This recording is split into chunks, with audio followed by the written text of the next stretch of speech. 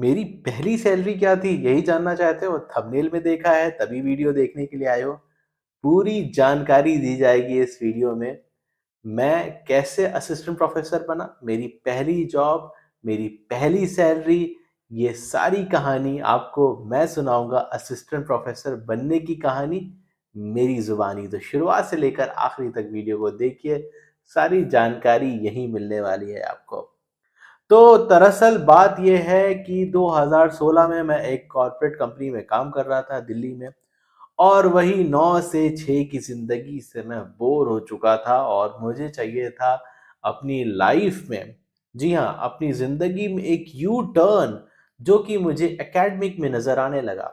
और मैं जो हूँ था वो रोज़ कुछ ना कुछ खबरें पढूँ, एशियन के अखबार देखूँ कि भाई मुझे जो है एकेडमिक में कहीं जॉब वैकेंसी हो और मैं वहाँ अप्लाई कर दूँ। और मैंने जो था आओ देखा ना ताओ, हर जगह अप्लाई करना शुरू करा। लेकिन यकीन मानिए अगर मैंने 100 जगह अप्लाई किया होगा, तो मुश्किल से 2 या 3 जगह से ही रिप्लाई आया है, और कहीं तो नेगेटिव रिप्लाई आया है।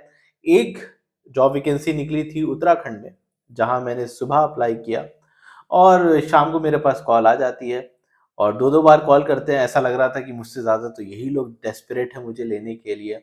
बहरहाल मेरा फर्स्ट राउंड बहुत अच्छा जाता है और सेकंड राउंड के लिए मुझे उनके कॉलेज में जा कर के एक डेमो इंटरव्यू देना पड़ता है, डेमो लेक्चर देना पड़ता है, और मैं उस डेमो लेक्चर को अच्छी तरह से परफॉर्म करके उसमें पास हो जाता हूँ।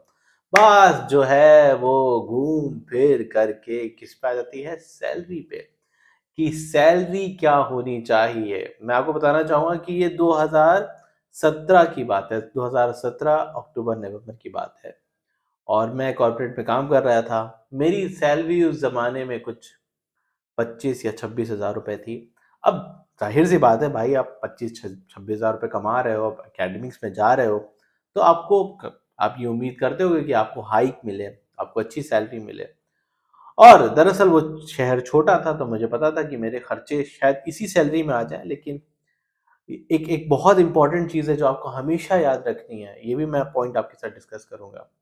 पहली सैलरी बताने से पहले ये मैं आपको बताना चाहूँगा कि जो भी सैलरी आपको ऑफ़र की जाती है, चाहे वो असिस्टेंट प्रोफ़ेसर की हो या किसी और टीचिंग प्रोफ़ेशन की हो, आपको हमेशा क्या करना है ना, अपनी सैलरी को बढ़ा करके बताना है मैनेजमेंट को। जो वो सैलरी बोल रहे हैं, उस सैलरी में कभी हाँ मत कहिएगा। उसके 2-3 रीज़न है। पहला रीज़न मैं आपको बताना चाहूँगा, वो ऐसा उनको लगेगा कि आपके पास जॉब की कमी है और वो कोई भी सैलरी आपको ऑफ़र कर रहे हैं, और आप उसमें अगर हाँ बोल देंगे तो उनको लगेगा कि आपके पास जॉब नहीं है और आप शायद अनवांटेड कैंडिडेट हैं। फिर आपको उसी उसी तरह से आपके साथ बिहेवियर होगा। आपकी वैल्यू ऐसी नहीं होगी।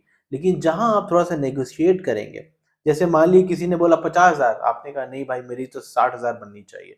हो सकता है कि आपका मन 50,000 में मान जाए, ठीक है? लेकिन आपको नेगोशिएट करना है। नेगोशिएट से क्या होगा कि दूसरी कंपनी को आपकी वैल्यू पता चलेगी, नहीं भाई इसकी वैल्यू इतनी है। कल को हो सकता है कि वो 55 पे आपको मना ले, लेकिन इसमें जीत आपकी होगी। उनको लगेगा कि वो जीत रहे हैं, लेकिन जीत आप रहे हैं क्योंकि आप तो 50 पे ही तैयार होने वाले थे। तो मैं आपको ये बताना चाहूँगा, मेरे पास जो एक्सपीरियंस है 6-7 साल का, उसमें मैंने यही सीखा है कि अगर आप बढ़ कर के सैलरी बताते हैं, भले मैनेजमेंट आपकी वो सैलरी को एग्री करे ना करे, लेकिन उसकी नज़र में रिस्पेक्ट होती है कि इस शख्स की जो है वैल्यू है, इसको जो है वैल्यूएबल है, मार्केट में इसकी अच्छी जो है वो डिमांड है। तो इसलिए जो है ये कम सैलरी पे मेरे साथ काम कर रहा है, मेरे कहने पे तो जीत उनकी हुई है, लेकिन जीत जो है वो आपकी हुई है। इसलिए मैं आपको बोल रहा हूँ कि सैलरी को जो है हमेशा नेगोशिएट करिए, ठीक है? Coming back to the point, मेरी सैलरी कितनी थी? अब ये जो टाइम है वो आ चुका है बताने का, आपको ज़्यादा रिवील नहीं करते हैं। मेरी जो पहली सैलरी थी, वो थी 30,000 असिस्टेंट प्रोफेसर। मैं वहाँ पे 25-26 हज़ार रुपए कमा रहा था, अपना दिल्ली में, मेट्रोपॉलिटन सिटी थी, और ये उत्तराखंड का एक छोटा-सा शहर था, और यहाँ पे मैं एज़ अ असिस्टेंट प्रोफेसर गया था। तो वहाँ पे मैं तकरीबन जो था, उन्होंने मुझसे बोला कि नहीं हम तो 28-29 दे पाएँगे। मैंने कहा नहीं, मेरी डिमांड तो 35-40 तक की है। मैंने बताया मेरे अंदर ये खूबियाँ हैं, ये हैं, मैं मल्टीटास्कर हूँ, मेरे अंदर लीडरशिप स्किल्स हैं। तमाम तरह से मैंने चीज़ें उनको बताई, और मैं आपके लिए ये बेनिफिट ला सकता हूँ, वो ला सकता हूँ, क्योंकि आपको जो है ना जस्टिफ़ाई करना पड़ेगा कि आप इतनी सैलरी क्यों माँग रहे हैं, ठीक है? तो मैंने वो चीज़ वहाँ पे जस्टिफ़ाई की। हालाँकि उन्होंने बोला कि नहीं हमारा बजट 30,000 का है।